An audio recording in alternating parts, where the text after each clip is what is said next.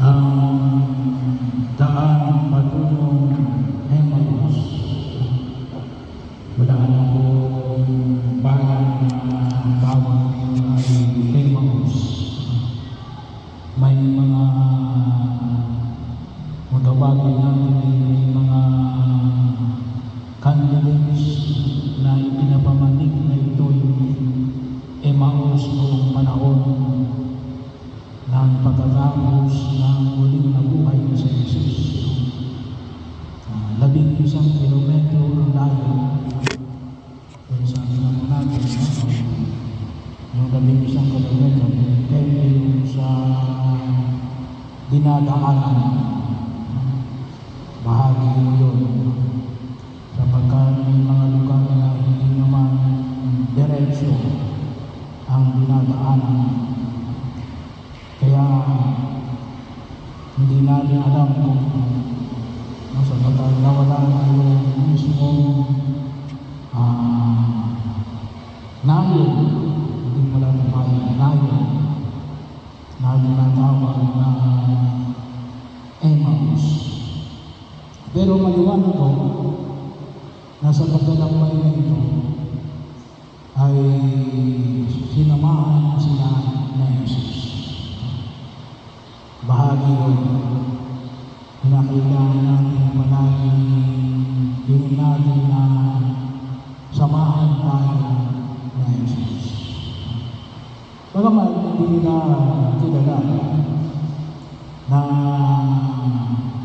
si Jesus ang kasama nila sa kanilang paglalakbay. Sila'y nag-iusap habang sila ay naglalakbay, naglalakad. Kasi yun ang panahon yun ang tipid na pamamaraan para makarating sa kanyang paroroonan. Bagaman iba ay pwedeng kumamit ng hayop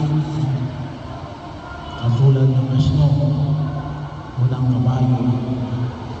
Kaya nang ito ay may preso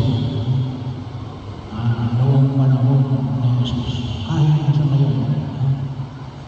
Kaya ano na yung makita natin na sa pamamagitan ng paglalakbay na ito ay nakilala nila si Jesus. Yung kausap pala nila si Jesus.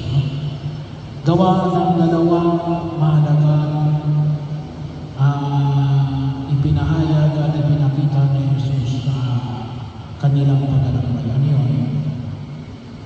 Una ay yung banal ng kasulatan.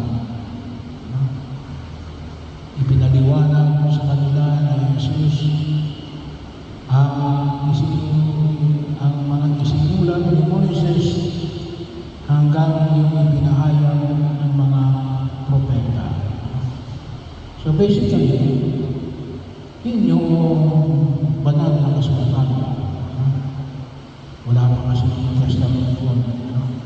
Old Testament pa lang. Later na isinulat yung New Testament.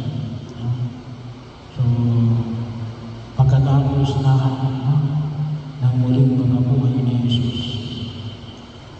At yung pangalawa yan sa pamamagitan ng paghahati-hati ng tinapay. Kaya ngayong dalawang ito ay mahalaga na palagi namin maging bahagi ng ating pagkilos bilang mga mananampalatayang Kristiyano Katoliko na pinapakinabangan natin sa loob ng banal na pagpaliwang ng misa. Pero ano yung mahalagang makita natin? Kasi sabi nga rin nakilala nila si Jesus. They recognize. Kasi kasama nila pero hindi nila kinikilala. Kaya nga sabi na kung isang iba yung tinitingnan at sa tinitikan. Maaaring marami tayo nakikita pero hindi naman talaga natin napapansin. Kasi nga maaaring iba yung ating tinutuunan ng dilim o ng pansin. Ano yung mahalaga? Yung makilala natin sa Jesus. Sa pagpapahayag ng banal na kasulatan, sana makita natin, hindi lamang yung katulad ng binaman ito sa unang pagbasa, na nakita natin yung gawa ng mga apostol. Bahagi yun. Kaya nga, hindi pwede yung kanilang ipinahayag ni Pedro at Juan ay si Jesus. Nagpagaling na si Pedro, pero anong pinahayag niya? Sa ngalan ni Jesus Kristo na Nazaret, lumakad ka. Nandun si Pedro, nandun si Juan, pero sabi nga, hindi dapat mawala sa Jesus. Ganon din po sa Ebanghelyo. Nandoon ang dalawang alagad, dalawang disipulo. Yung isa ay pangalan ng Cleopas, yung isa ay walang binigay na pangalan. Pero sabi nga, kinilala nila si Jesus.